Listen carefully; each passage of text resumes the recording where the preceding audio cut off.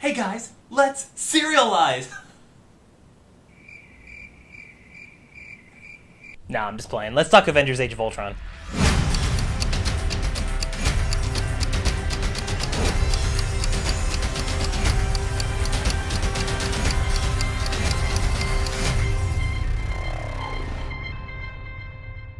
Marvel's Avengers Age of Ultron is a sequel to the massively successful Avengers film, which broke box office records to the tune of over $1.5 billion in box office revenue, ranking it the highest grossing film of 2012 and the third highest grossing film of all time.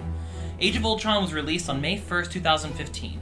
It was directed by Joss Whedon and stars Robert Downey Jr., Chris Hemsworth, Mark Ruffalo, Chris Evans, Scarlett Johansson brings it for the first time, Elizabeth Olsen playing Scarlet Witch, Aaron Taylor Johnson playing Quicksilver, and lastly, James Spader playing Ultron.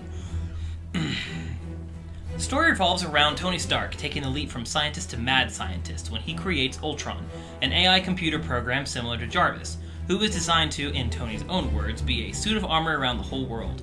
Things go wrong, surprise surprise, and the Avengers do what they do best, save the world. So here's some fun and maybe unknown facts. Scarlett Johansson was actually pregnant while filming. They filmed as much of her scenes as early as possible and ended up using 3 different stunt doubles. Eventually they had to use CGI to remove her baby bump. James Spader was Joss Whedon's first and only choice for the role of Ultron, because of his voice being both hypnotic and humorous. Avengers Age of Ultron boasts the most visual effects shots in any Marvel movie to date, with over 3,000 shots. The previous record was held by Guardians of the Galaxy, 2,750 visual effects shots. Just a heads up, there are spoilers in this review, so if you'd like to have a spoiler-free version, go ahead and click right there to fast forward to the end of the video and watch the recap. So, on with the review! First off, I really liked Avengers Age of Ultron. I felt like it was exciting, comedic, and even heartfelt at times. Everything you come to expect from a good Marvel film. Contrary to what many people worried about going in, the film did not go dark and gritty, but kept its lighthearted, comedic, and playful tone. One of the things that made the first Avengers so successful was how lovable and even at times relatable the characters were. Age of Ultron dived even deeper into what made these characters tick. One of my favorites was actually Iron Man. Early in the film, Scarlet Witch gives Iron Man a vision into the future, or possibly what Iron Man fears the Avengers' future is. He sees all of the Avengers dead, along with the entire world. It's for this reason he decides to create Ultron, to save his teammates by making something that can do their jobs for them.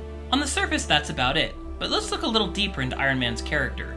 In the previous Avengers, when Tony blew up the mothership with the nuke, he was the only one to see just how bad the coming invasion was. He knows what kind of crap is waiting for them out there. Also, if we go back to the first Iron Man film, we see him transform from self-centered to defending the helpless. But this transformation doesn't begin until he learns firsthand how devastating it can be to lose a friend. Now fast forward to Age of Ultron. Everything Iron Man does is to try and prevent this kind of tragedy from happening again. This is a common theme in the MCU. Protect life, even at the expense of your own.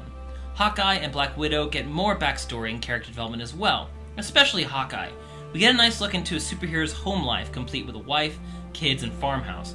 Being able to see him with the American dream was very refreshing, not only for the pacing of the film, but also to remind us that many of these Avengers are still very much human beings with human lives. This is something I think Marvel really excels at, giving us superheroes that are relatable. Seeing Hawkeye get so much development and screen time was wonderful, considering he spent most of the first film being all hypnotized and evil and whatnot. Plus, I loved how there was every setup in the book for Hawkeye to die by the end of the movie. Joss Whedon is infamous for killing off main characters, especially those loved by the fans. When we learn that Hawkeye has a wife and kids, and one on the way, and the perfect family home, and he has to go to war, he was a goner. But Joss Whedon, I think, played off of our previous expectations, and in essence gave us a successful bait and switch at the end when Quicksilver saves Hawkeye by sacrificing himself. Ultron was fantastic. He is, in my opinion, the best Marvel villain to date. What I really enjoyed about him was how he was adolescent and yet intimidating, sarcastic yet scary. He had a very beautiful god complex, which progressed his character through the film. He did seem to come into existence very fast. It would have been really nice to see his origins spread out a bit more. The script of this film was pretty spot on. The structure worked and the dialogue was just fantastic. There were some scenes that didn't really fit, Like Thor's whole "let's go into the deadly cave to progress the story" thing, that was totally out of nowhere. I know they were setting up for the Thor Ragnarok film, but it was still pretty distracting. The progression of events for the most part made sense. The climax, although a little formulaic and comparable to the first, was breathtaking. The cinematography and visual effects were top-notch and playful. Some of the things I felt like could have been done better was the film's pacing. It was nearly 2.5 hours long, but I felt like it was too short.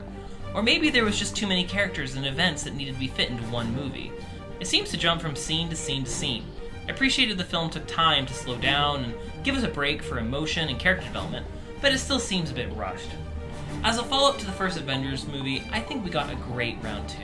Comedic, exciting, and even at times heartfelt. Joss Whedon has once again shown that he can juggle many characters and juggle them well. I give Avengers Age of Ultron an ambiguous B+. Yeah, it's good. Go see it. So guys, what would you like to see Cinelized next? Let me know in the comments below, as well as, hey, if you like what you see, give the subscribe button a like and get Cinelized.